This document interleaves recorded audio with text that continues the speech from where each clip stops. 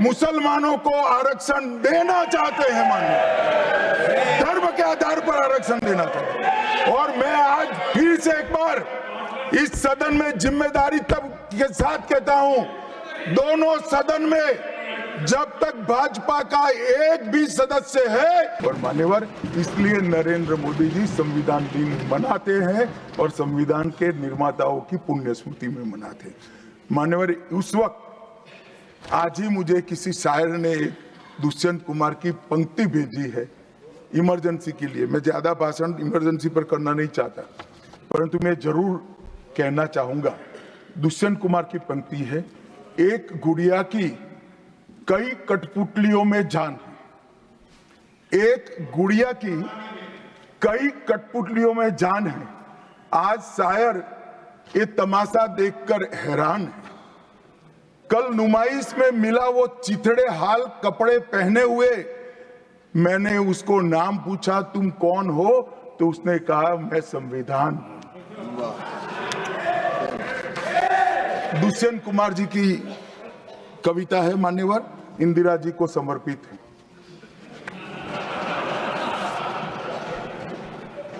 मान्यवर,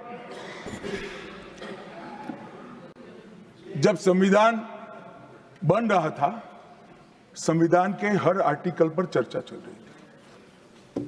हम आजाद हो गए थे, आजाद हुए थे, पर हमारा देश कोई नया नहीं बना था। हम तो हजारों सालों से दुनिया में सबसे चिर पुरातन संस्कृति, चिर पुरातन धर्म और चिर पुरातन समाज जीवन लेकर निकले हुए देश हैं। हाँ, एक कालखंड के लिए गुलाम हो गए, आजादी मिली, आगे देश कैसे चले इसका एक डॉक्यूमेंट बनाना था। तो उस डॉक्यूमेंट में चर्चा में आया कि अब देश का नाम क्या हो। अंग्रेज लिख कर गए थे इंडिया, क्योंकि वो भारत को जानते ही नहीं थे। वहां जो प्रचलन में शब्द हो गए यूरोप में, वो शब्द उन्होंने हम पर थोप दिया था और गुलामी की मानसिकता ने इसको स्वीकार भी किया था। मगर जब आजाद हुए तब इस पर चर्चा हुई और अब उस वक्त के सदस्य सेठ गोविंददास ने दरखास्त किया कि देश का नाम भारत रखना चाहिए। उस वक्त जवाहरलाल नेहरू ने कहा कि पीछे देखने की जरूरत नहीं है, भविष्य की ओर देखिए। और मान्यवर, देश के नाम के अंदर इंडिया भी रहा, भारत भी रहा।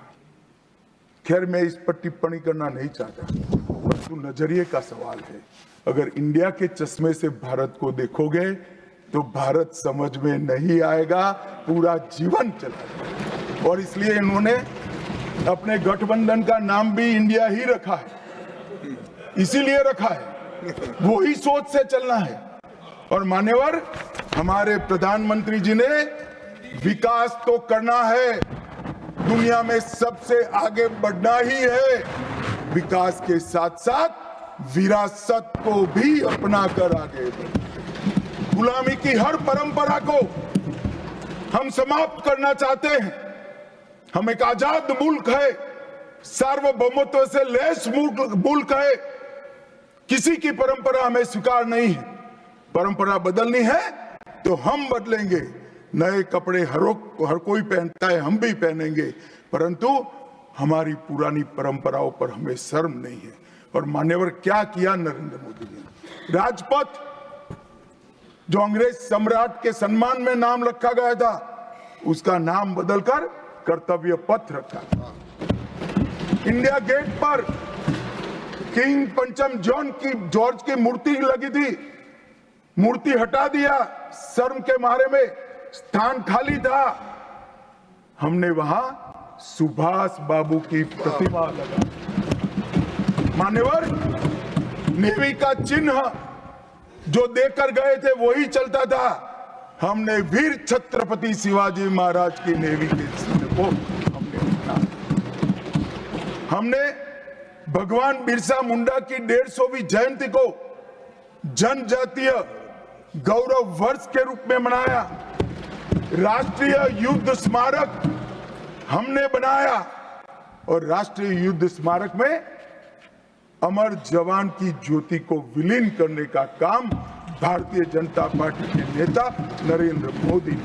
संसद के अंदर राजा जी ने जो उदात्त भावनाएं व्यक्त की थी, जिसको जवाहरलाल जी ने भी स्वीकारा था, मगर बाद में शर्म का एहसास हुआ, सेंगोल को इलाहाबाद के म्यूजियम में भेज दिया।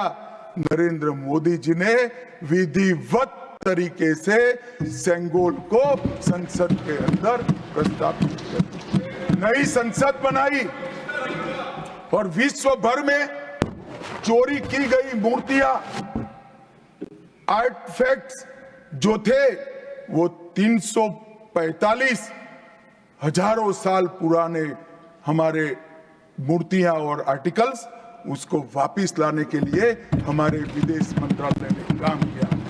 न्यू एजुकेशन पॉलिसी, पूरा देश अंग्रेजी में चले, ऐसे षड्यंत्र चले इतने सालों तक।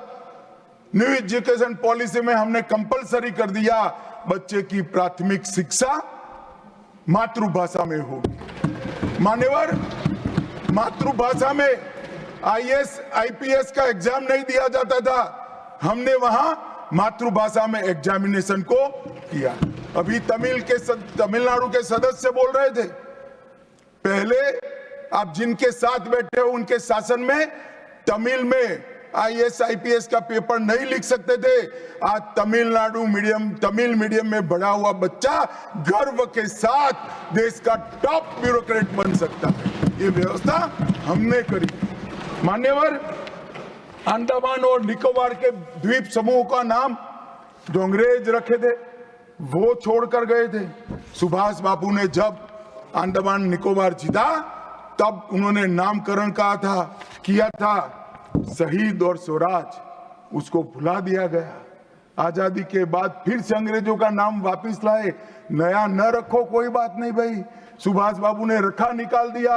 हमने डंके की चोट पर सुभाष बाबू के नाम शहीद और स्वराज दोनों वापस लाने का काम किया।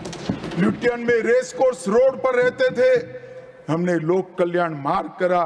डेलहाउसी रोड का नाम दारा सिकोह के नाम से किया और निर्मला जी ब्रीफकेस की जगह वही खाता लेकर आज जब बजट देती है तब पूरे देश भर के भारतीय संस्कृति के लोगों को आनंद होता है।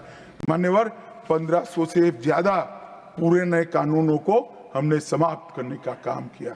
इन्होंने अपने परिवार की प्रसिद्धि के अलावे कुछ नहीं किया।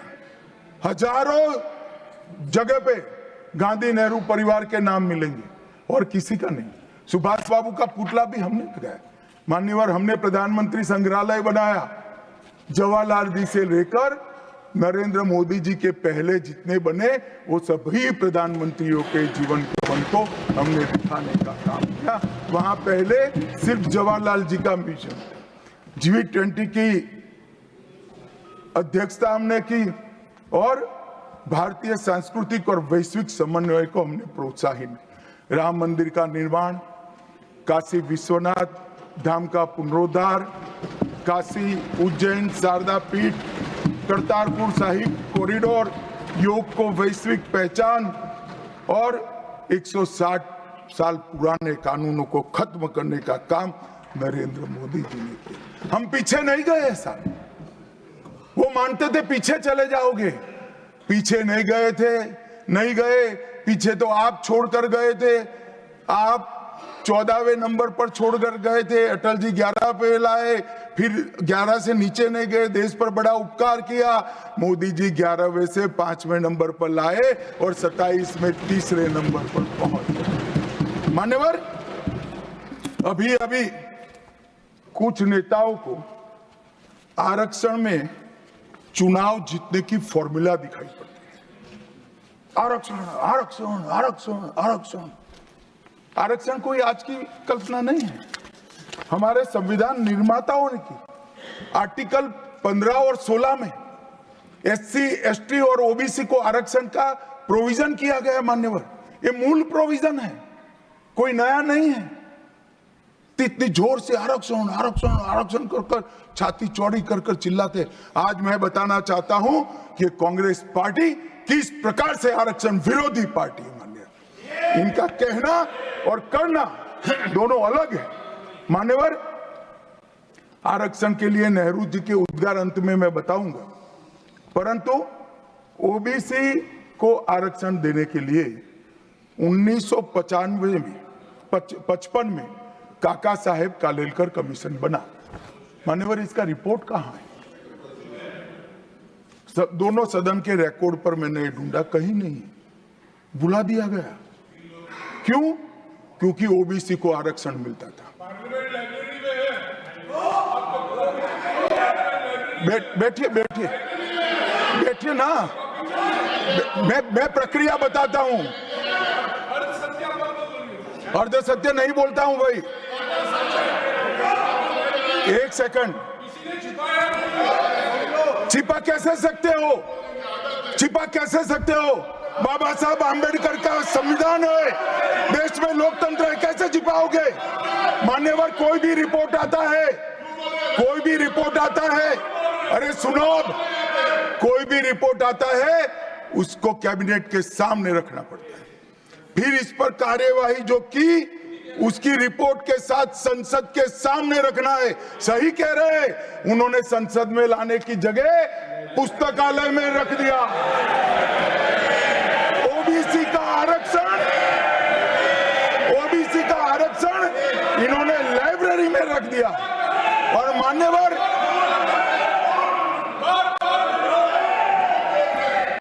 मान्यवर, अगर काका साहेब कालेलकर कमीशन का रिपोर्ट स्वीकार कर लिए होते तो 1980 में मंडल कमीशन की रिपोर्ट की जरूरत ना पड़ती। मंडल कमीशन का रिपोर्ट कमीशन ही इसलिए बनाया गया क्योंकि काका साहेब कालेलकर कमीशन का रिपोर्ट स्वीकारा नहीं, और 80 में मंडल कमीशन का भी रिपोर्ट आ गया, किसी ने इसका अमल नहीं किया। अमल कब हुआ? जब 90 में इनकी सरकार गई तब अमल हुआ। और मान्यवर, तब तक मंडल कमीशन के रिपोर्ट को भी ठंडे बस्ते में डाल दिया गया। 90 में, अरे सुनिए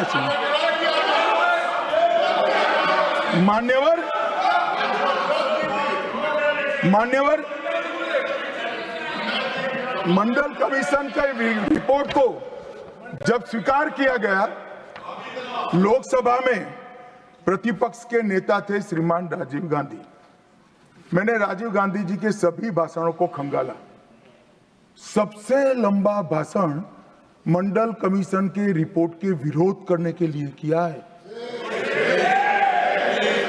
और इन्होंने कहा पिछड़ों को आरक्षण देने से इस देश में योग्यता का अभाव हो जाएगा। अब ये तो आपके विचार है। मान्यवर, राजीव गांधी की स्पीच भी, श्री राजीव गांधी की स्पीच भी लोकसभा के रिकॉर्ड पर पड़ी है। लाइब्रेरी में आप जाते हैं, लोकसभा की स्पीच निकलवा कर नहीं पढ़ते। जयराम जी, पढ़ लीजिए एक बार। और नरेंद्र मोदी जी ने क्या किया मान्यवर?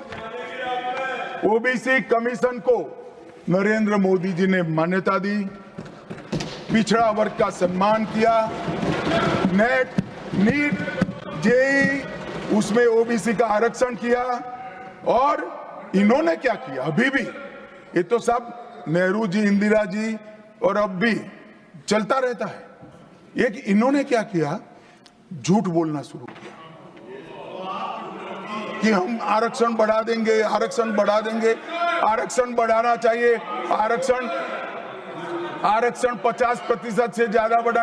ये क्यों बढ़ाना है मैं बताना चाहता हूं। मान्यवर, झूठ नहीं, असत्य, झूठ की जगह असत्य। चलिए मान्यवर, खड़गे जी की बात को स्वीकार कर लेता हूं।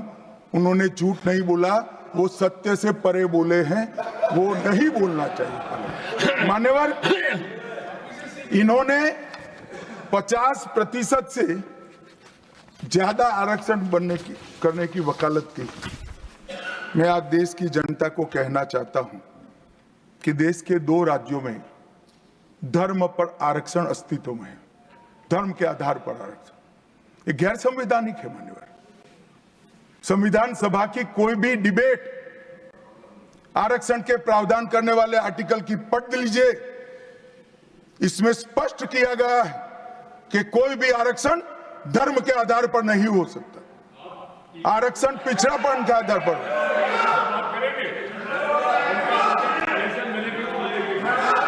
मान्यवर, मगर दोनों राज्यों में जब कांग्रेस की सरकार थी तब धर्म के आधार पर आरक्षण दिया।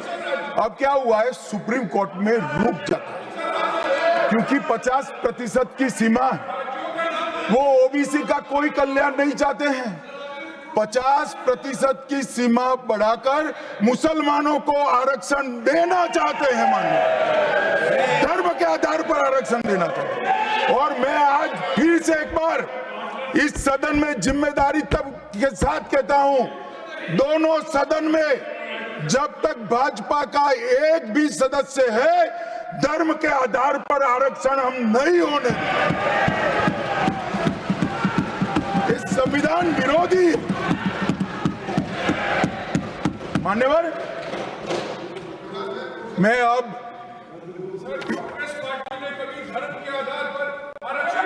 अरे दिया है।